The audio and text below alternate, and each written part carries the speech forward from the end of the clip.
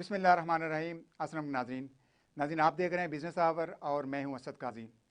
नाज़रीन, पाकिस्तान के मौजूदा मुआशी हालात के पेश नज़र ज़्यादातर नौजवान और शहरी कोशिश ये कर रहे हैं कि उन्हें कोई गैर मुल्क का वीज़ा मिल जाए और वो अपनी फैमिली समेत किसी यूरोप मुल्क में, किसी गल्फ़ में या किसी और मुल्क में शिफ्ट हो जाएं।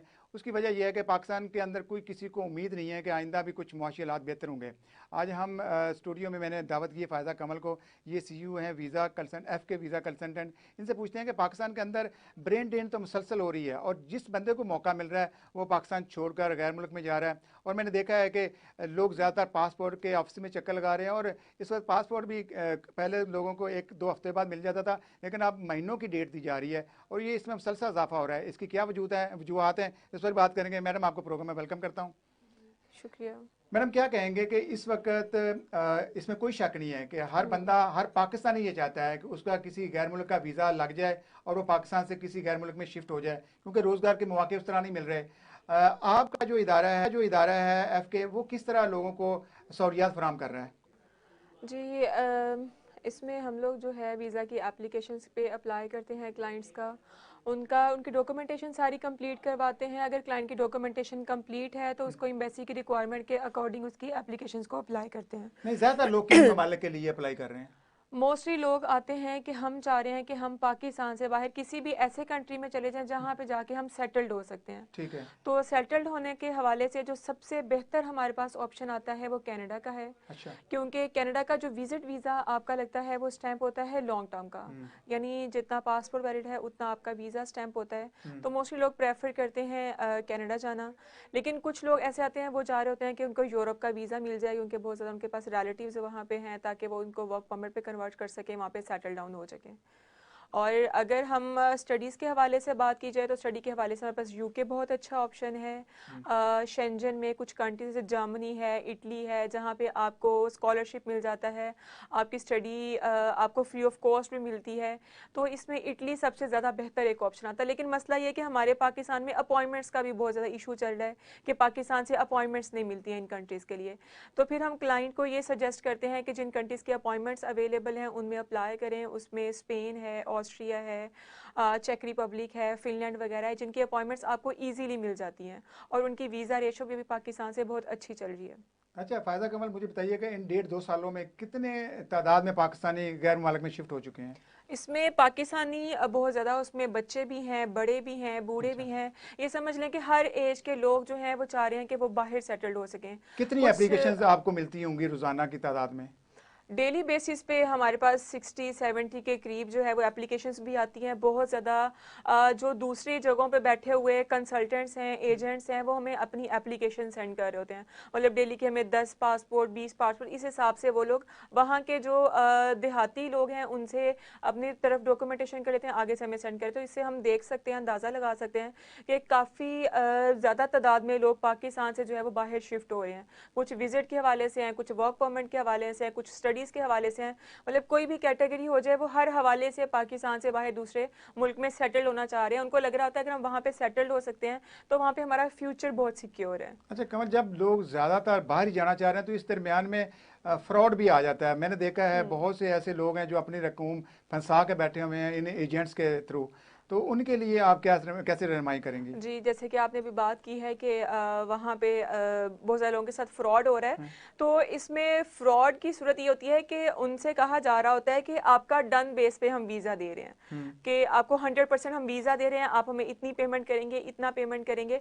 तो उसमें क्लाइंट का एक तो होता है रिफ्यूज़ल आ जाना, रिफ्यूज़ल भी नहीं आता बल्कि उस पर उसका बैन लग जाता है। कोई भी कंट्री उसको बैन कर देती है 5 साल के लिए, 10 साल के लिए, क्योंकि उसके डॉक्यूमेंट्स उसमें फेक लगे होते हैं। क्योंकि एक बंदा है वो चार्ज कर रहा है आपसे 70 लाख 80 लाख, बहुत ज़्यादा इससे हाई अमाउंट में लोग चार्ज कर रहे हैं।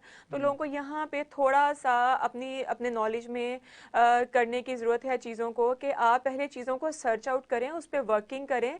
कोई भी ऐसा पर्सन आप ढूंढें जिस पे आपको लग रहा है कि आप ट्रस्ट करके अपने डॉक्यूमेंटेशन को अप्लाई कर सकते नहीं हैं। फायदा, धोखा भी वहीं होता है जहाँ आपको ट्रस्ट होता है, जहाँ इतमाद होता है। यहाँ मैंने देखा लोग डायरेक्टली किसी को अप्रोच नहीं करते, किसी रेफरेंस से मिलते हैं। जब रेफरेंस से मिलते हैं तो फिर उनके साथ फ्रॉड भी हो जाता है। तो मोस्टली लोग ये करते हैं कि जो एजेंट्स के हाथ में आ जाते हैं। एजेंट्स बेसिकली ऐसे लोग हैं जिनके पास ना तो लाइसेंस नंबर है, ना उनका कोई अच्छा, ऑफिस है प्रॉपर। नहीं वो आप कंसल्टेंट हैं और एजेंट्स में ये फ़र्क होता है कि आपके पास एक अथॉरिटी होती है या आपके पास कोई एनओसी होता है, उसकी बुनियाद के ऊपर आप वीज़े अप्लाई कर रहे होते हैं। जी, सबसे होता है कि आपकी रजिस्ट्रेशन होना ज़रूरी है, आप लाइसेंस होल्डर होना चाहिए, हम्म। आपकी एक ऑथेंटिकेशन होनी चाहिए कि लोग आपको आएँ, आपके पास विजिट करें, सेटिस्फाई हों, उसके बाद केस प्रोसीड करें, अपनी फाइल, अपनी एप्लीकेशन को प्रोसीड करें।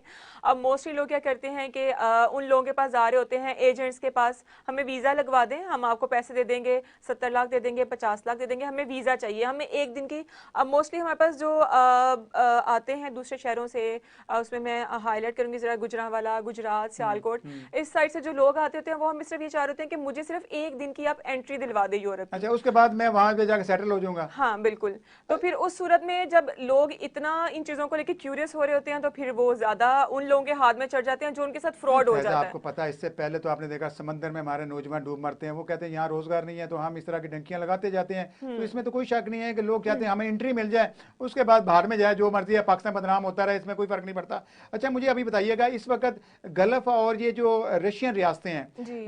इसमें कैसा स्कोप है?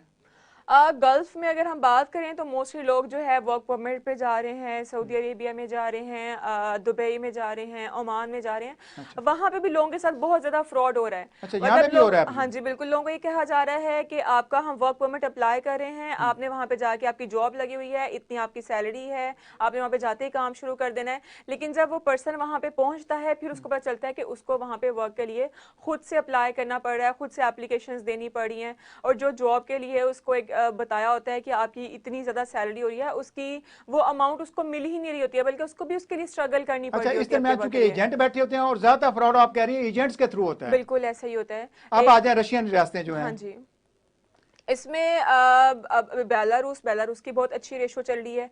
बेलारूस अगर आप एम्बेसी की रिक्वायरमेंट को पूरा कर रहे हैं, यानी कि मोस्टली अब पाकिस्तानियों का विजिट तो उन्होंने वैसे ही उसको बंद कर दिया सस्पेंड कर दिया हुआ है अच्छा, इस बेलारूस टाइम में। बेलारूस हाँ ने। जी जी। लेकिन अजरबैजान और बाकी जितनी सराउंडिंग रियासतें हैं, यहाँ पर हमें हाँ इजाजत जी, है। यहाँ पे जो है हम विजिट के लिए जा सकते हैं।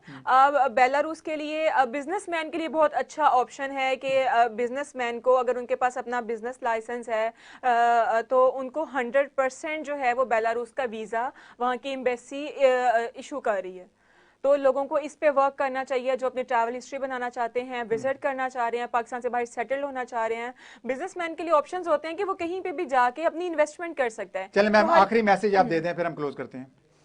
इसमें मैं लोगों से ही कहना चाह रही हूँ कि आप सबसे पहले जो है इस पे वर्किंग करें, अपना एक अच्छा एजेंट ढूंढें, उससे सारे डिस्कस करें। एजेंट के बजाय कंसल्टेंट के पास है, उससे सारी चीज़ों को डिस्कस करें, जहाँ से आपकी सेटिस्फेक्शन होती है उससे डॉक्यूमेंटेशन के हवाले से पूछें। अगर आपकी डॉक्यूमेंटेशन कंप्लीट है, डॉक्यूमेंट्स अच्छे हैं, तो कोई एम्बेसी ऐसा हो ही नहीं सकता है कि वो आपको वीज़ा अप्रूव ना करे। ठीक है, एम्बेसी के रिक्वायरमेंट के अकॉर्डिंग अगर आप अपनी एप्लीकेशन अप्लाई करते हैं तो इसमें समझ लें कि 90% तक अप्रूवल रेशो आपका बढ़ जाता है। तो अगर आप हमारे पास आना चाहते हैं, हमसे भी कांटेक्ट कर सकते हैं। मॉडल टाउन में हमारा ऑफिस है एफके वीज़ा के नाम से, आप हमें जो है वो कॉल भी कर सकते हैं। हमारा यूनिवर्सल नंबर है 0312495533। इस पे कॉल करके भी आप हमसे मज़ीद इन्फॉर्मेशन ले सकते हैं। चलें, आपका बहुत शुक्रिया नाज़रीन, फिर किस दिन आपको प्रोग्राम शामिल करेंगे। इसमें कोई शक नहीं नाज़रीन कि पाकिस्तान के अंदर हर पाकिस्तानी चाह रहा है कि वो किसी गैर मुल्क में सेटल हो, और मैं समझता हूँ कि क्योंकि धोखा फरेब तो साथ साथ चलता है, लेकिन आप ऐसा ज़रूर चेक करें कि जिस कंपनी, जिस एजेंट के पास आप जा रहे हैं, कहीं ना कहीं उसका रेफरेंस आपके पास ज़रूर होना चाहिए। आज के प्रोग्राम से इतने, कल फिर मुलाकात होगी। अल्लाह हाफ़िज़ नासर।